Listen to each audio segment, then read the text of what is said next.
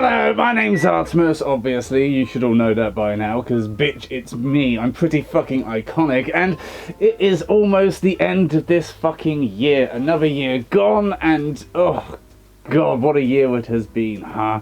Eventful and not always in the best way. So instead of trying to do one of those fucking, oh, this is what happened this year videos, as if we haven't all fucking lived through it and have memories so we actually know what's fucking happened, I thought, hell, I would bestow upon you some very important facts, knowledge and information that I know for keeping your paws in tip-top condition, because hell, like, you want these to be as soft and squishy as possible. So, you know, I've got to do my charity work and give this knowledge out and hopefully try and force you all to keep them as plush as mine. So yeah, we're going to do a Pawdicure, which doesn't sound as great coming out of my mouth as it did in my head, but fuck it, it should be informative and educational. So that's exactly what we're going to do. Fucking end the year with a spa treatment. There's a lot of worse ways it could have ended. So yes, obviously the beans, the footpaws, the goods that you need to, you know, really be putting the effort into sometimes. They can obviously get worn down with, you know, wear and tear through the day. You're on your paws all the time, unless you're me, in which case you're sat on your ass, and definitely a better way to live your fucking life, honest. But sometimes you need to give them a little bit of TLC, but there are ways to mitigate some of the damages that can come to these things. For instance, wearing sandals or slippers, always a good fucking option for keeping the paws, the beans, nice and protected and soft and smooth. Now, if you feel like, you know, oh, but you can't get slippers that fit over big furry paws, then you ain't fucking working hard enough at it, are you? Okay, I got them, so how hard is it for you? Okay, I'm not going to accept excuses here. We live in the furry fandom, for fuck's sake, where the rule of, if it won't fit, make it fit, is pretty fucking universal. I think it can extend to these things as well. So yes, obviously putting some sort of cushioned protection between this and the ground is definitely a good idea. I do recommend that you go for slippers or just generally some bottom bitches that like being under your paws. I don't know if you've got as easy access to some of those as I perhaps do, but if you can get enough that you can basically use them as a carpet and just have them just lay in the direction that you're walking and you can just walk on their faces the entire time, pretty fucking sure you'd have a queue of people that would be quite happy to have that. I've seen the typical convention lobby where there's a bunch of poor sluts just waiting to get trampled, as if, you know, they give absolutely zero shits about the structural integrity of their fucking skull. But of course you are dealing with some differences when it comes to paws as opposed to like human feet.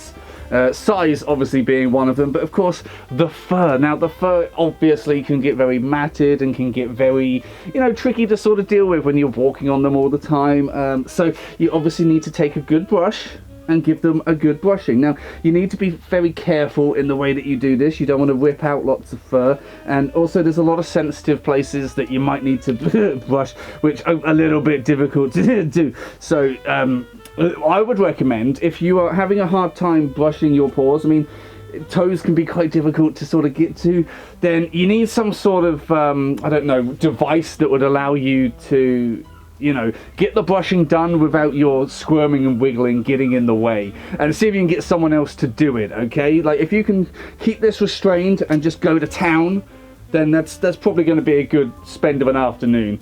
Totally has absolutely nothing to do with any other interests. I honestly swear to God that is not the case. But also film it, because you can make bank off of that as well. I've heard. It's a rumor. It might not be true. It's true.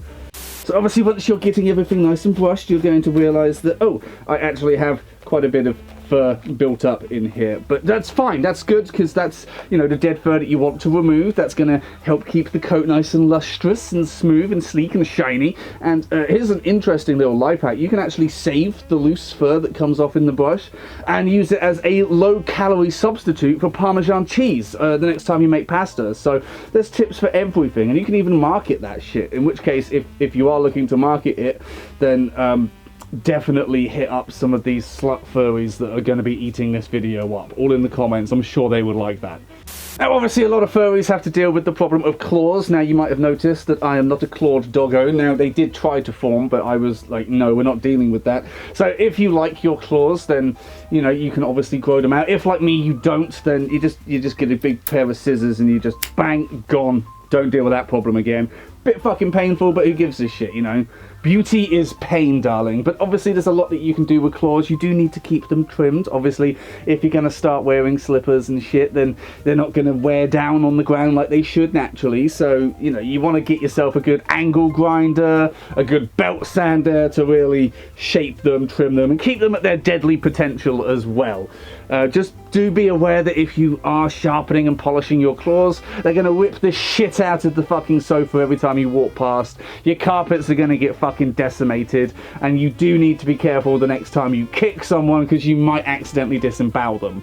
That could be a bonus, that could be a positive. I don't know your lifestyle, but just be aware. Now, when you are looking to shape and style and profile and paint your claws, you are going to need to have a little bit of space to work with. So you need to get imaginative with toe separators, okay? You need to take a little look. Because, I mean, when the humans do it, when the fleshy bastards do it, their fingers and digits and toes are smaller than ours, so they can pretty easily just fit most things between there. With these big boys, not so much. So maybe take a little bit of a look at, like, I don't know, an apple could slide in between to separate them, a fucking phone or something. If you ever get stuck, just look up some like food/foot fetish videos. Just be very careful when you do that, and you would probably find something good. So yeah, it's a simple matter of just applying the toe separator, and you just... What the fuck? How have I never noticed that these are fucking sewn together? Now, of course, there are obviously different spa treatments that can come with the pads themselves, the actual beans. And there are a lot of things that you can do to keep these nice and soft and supple and squishy and pink and lovely. Now, it's a little bit disgusting, as we've all seen that fucking ped egg thing, which kind of feels like, you know, you're making foot dust cocaine for disgusting foot fetishes to hoover up like they're Tarantino in the fucking 80s, but exfoliation can be an important thing. You know, you get dead skin build-ups on these beans, and you need to find a way to get rid of that. And, you know, using a cheese grater is fucking disgusting sometimes. You don't necessarily want to do that, and obviously it's a bit tricky with the fur. So I have come up with a great exfoliant that's really useful.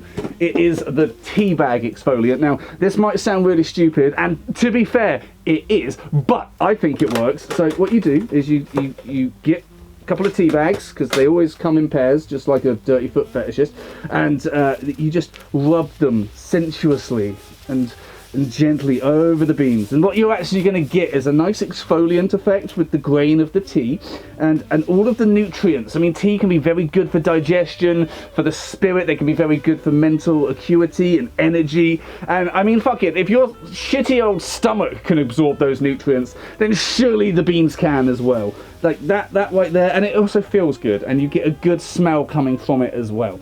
Now, I wouldn't recommend reusing these tea bags after you have done all this, unless of course you're into that, in which case you might like a salty cup of tea. You can also sell these if you are interested in pour flavored tea bags. I'm fairly certain I will have them available on my merch sites imminently.